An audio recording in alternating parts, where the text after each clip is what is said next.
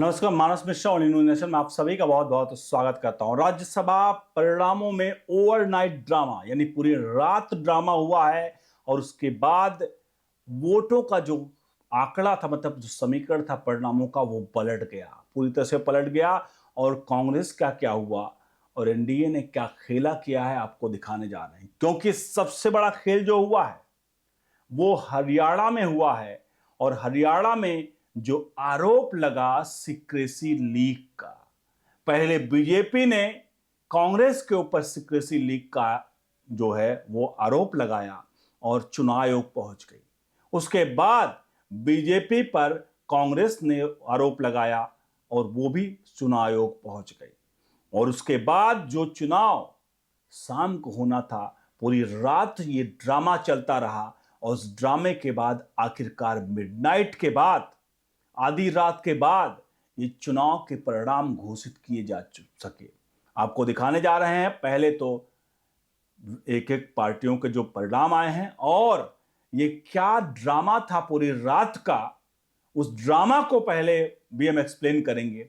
अनुरोध करेंगे वीडियो देख करके अपने कमेंट बॉक्स में अपनी राय प्रतिक्रिया जरूर दीजिएगा और वीडियो को लाइक शेयर जरूर करिएगा। सबसे पहले मैं आपको बता देता हूं, ये पूरा जो बवाल मचा हरियाणा के चुनाव परिणाम में, वो परिणाम में एक शब्द आया सीक्रेसी लीक। आखिरकार क्या थी ये सीक्रेसी लीक और जिसके कारण पूरा बवंडर मचा।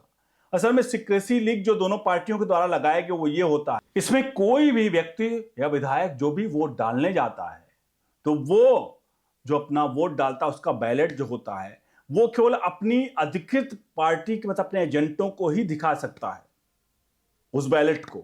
लेकिन अगर वो बैलेट किसी और पार्टी के लोगों को दिखाया जाता है या उसका मतदान की फोटो या वीडियो बाहर शेयर कर दी जाती है, इसके अलावा यह किसी तरह से भी यह सार्वजनिक अगर हो जाती है, इसके बजाय भी किसी तरह से सार्वजनिक हो जाती है, तो उसे सीक्रेसी लीक माना जाता है।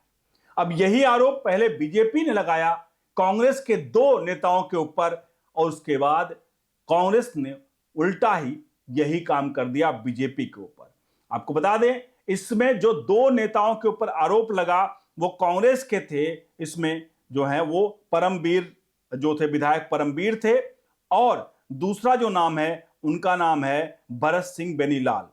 ये दो लोगों के वोट बीजेपी ने कहा कि ये दोनों वोट जो हैं वो इनवैलिड हैं क्योंकि सीक्रेसी लीक का उन पर आरोप लगाया। उसके बाद कांग्रेस ने आरोप लगाया और कांग्रेस ने जो बीजेपी के ऊर्जा एवं परिवहन मंत्री अनिल विज पर वोट सीक्रेसी का लीक होने का दावा ठोक दिया और सीधे तौर पर चुनाव आयोग पहुंच गई। शाम को 4 बजे चुनाव के मतलब वोटिंग हो चुकी थी। 5 बजे के आसपास से परिणाम की काउंटिंग होनी थी, लेकिन सीक्रेसी लीक के मामले से सीधे तौर पर दोनों पार्टियों में गुत्थम गुत्थी हो गई। मामला चुनाव आयोग पहुंचता है। चुनाव आयोग उसके बाद इस मामले की जांच बीन कर शुरू करता है।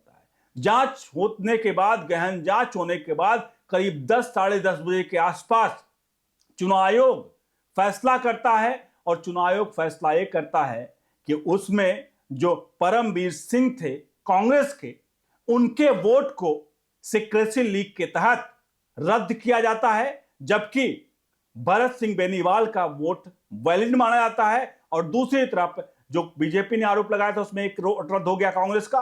दूसरी तरफ जो कांग्रेस ने वोट लगाया, मतलब आरोप लगाया था परिवहन मंत्री अनिल विज का, वो चुनाव आयोग पाता है कि वो सीक्रेसी लीक में नहीं आता है, यानी उनका वोट वैध हो जाता है। अब ये 10:30 बजे के आसपास ये परिणाम आते हैं। उसके बाद काउंटिंग शुरू होती है।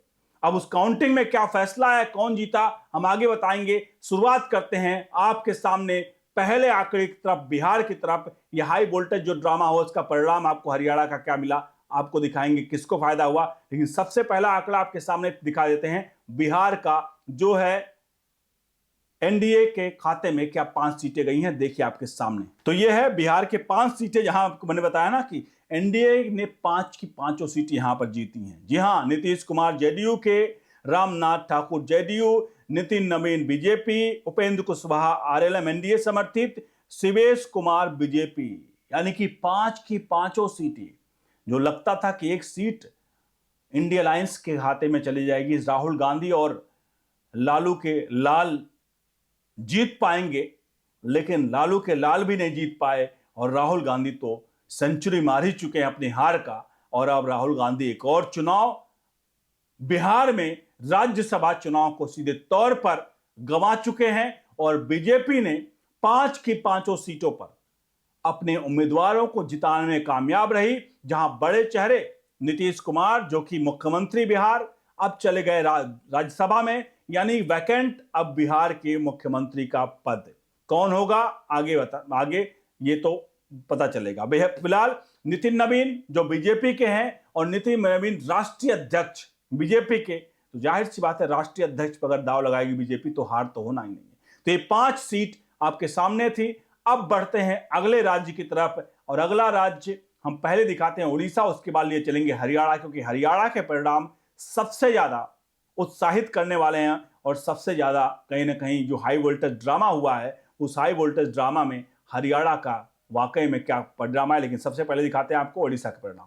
ये उड़ीसा राज्यसभा चुनाव के परिणाम है। 4 सीटें थी, इसमें आपको बता दें मनमोहन जो है सिंह सामल ये जीते हैं बीजेपी के, दूसरा सुजीत कुमार ये बीजेपी से, तीसरा संतृप्त मिश्रा ये बीजेपी से, चौथा दिलीप रे इंडिपेंडेंट यानी बीजेपी समर्थित। अब सोचिए 4 सीटें थी, इन चारों सीटों में 3 सीट पर बीजेपी यानी 2 बीजेपी 1 बीजेपी समर्थित इंडिपेंडेंट, 3 सीटें बीजेपी के खाते में और 1 संतृप्त मिश्रा बीजेडी के खाते में, बीजू जनता दल। हालांकि बीजू जनता दल भी एनडीए की तरह से कहा जाए कि राज्यसभा या लोकसभा में बहुत सारे मसलों पर समर्थन करती है, लेकिन सबके बीच में 4 में से 3 जीतना अपने पास अपने पाले में एनडीए के लिए बीजेपी के लिए इससे बड़ा कहीं ना कहीं वर्चस्व वाली बात नहीं होगी, क्योंकि राज्यसभा में जो कुछ हुआ है आज कांग्रेस के लिए कुछ अच्छा नहीं, क्योंकि देखिए यहां पर भी कांग्रेस इंडिया अलायंस शून्य है। हमने दिखाया आपको बीजेपी का बिहार का जहां इंडिया अलायंस शून्य और दूसरा उड़ीसा जहां इंडिया अलायंस शून्य, राहुल गांधी शून्य। नहीं, राहुल गांधी को शून्य लाने में बहुत मजा आता है और वो वाकई में अब पूरी तरह से कांग्रेस पार्टी को शून्य कर चुके हैं। बहरहाल बढ़ते हैं उस आंकड़े की तरफ जिसका इंतजार आप सबको है, हरियाणा, जहां हाई वोल्टेज ड्रामा चला और लगभग 1 से 1:30 बजे रात में चुनाव आयोग को आखिरकार परिणाम कैसे राज्यसभा के घोषित किए हैं। लेकिन फिलहाल वो हाई वोल्टेज ड्रामा हमने बता दिया आपको। अब चलते हैं आंकड़ों की तरफ। आपके सामने दिख रहे हैं जो है हरियाणा के सीटों के आंकड़े। ये हरियाणा की सीटों का आंकड़े हैं राज्यसभा परिणाम 2026। हरियाणा राज्यसभा चुनाव का चार्ट जो है, पहला सीट संजय भाटिया बीजेपी जीत गए हैं, दूसरा सीट करमबीर सिंह बौद्ध कांग्रेस से ये जीते हैं। यानी करमबीर सिंह बौद्ध जिसकी सीट को लेकर के असमंजस था, करमबीर सिंह बौद्ध यहां पर हरियाणा में जो फाइट हुई है, रात भर गुत्थम गुत्थी हुई है, उससे 1 सीट जीतने में कामयाब यहां पर कांग्रेस हो गई है। यानी साफ तौर पर कांग्रेस को बड़ा फायदा यहां ये हुआ है 1 सीट का, और कम से कम इंडिया अलायंस कांग्रेस 11 सीटों में कम से कम खाता खोलने में कामयाब रही। अब बढ़ते हैं आखिरकार क्या यह फाइनल परिणाम आपके सामने आंकड़े नजर आ रहे हैं। यह है फाइनल परिणाम राज्यसभा के, जहां 9 सीटें कांग्रेस के खाते में, आपके एनडीए के खाते में, और कांग्रेस एनडीए के खाते में 1 और अन्य के खाते में बीजेडी के खाते में 1, यानी 11 सीटों में महज 1 सीट पर, वो भी बहुत फाइट करने के बाद यहां पर एनडीए मतलब कांग्रेस पार्टी इंडिया अलायंस जीत पाई है। 9 सीटें बीजेपी अपने एनडीए अपने पक्ष में ले पाई है और 1 सीट बीजेडी। ये साफ समझ सकते हैं कि अब राज्यसभा में ये बहुमत का आंकड़ा जो बढ़ाएगा, और सबसे प्रमुख है क्योंकि अभी इस साल अगस्त के आसपास भी राज्यसभा में चुनाव के जो है अभी वोटिंग होनी बाकी है, तो आप समझ सकते हैं कि राज्यसभा में क्या होगा एक्चुअल, जब इस साल के फिगर अब सीधे तौर पर कांग्रेस इंडिया अलायंस का राज्यसभा से सुपड़ा साफ होना तय है। हम आगे आपको वीडियो में दिखाएंगे जहां आखिरकार 245 सीटों पर क्या रहे आंकड़े और किस समय क्या है जो राज्यसभा में पूरे वोटों का परिणाम, पूरी चीजों का हम आपको अगली वीडियो में दिखाएंगे। इसलिए चैनल को सब्सक्राइब करके बेल आइकन जरूर प्रेस कर लीजिए। बने रहिए ओनली न्यूज नेशन के साथ। बहुत बहुत धन्यवाद।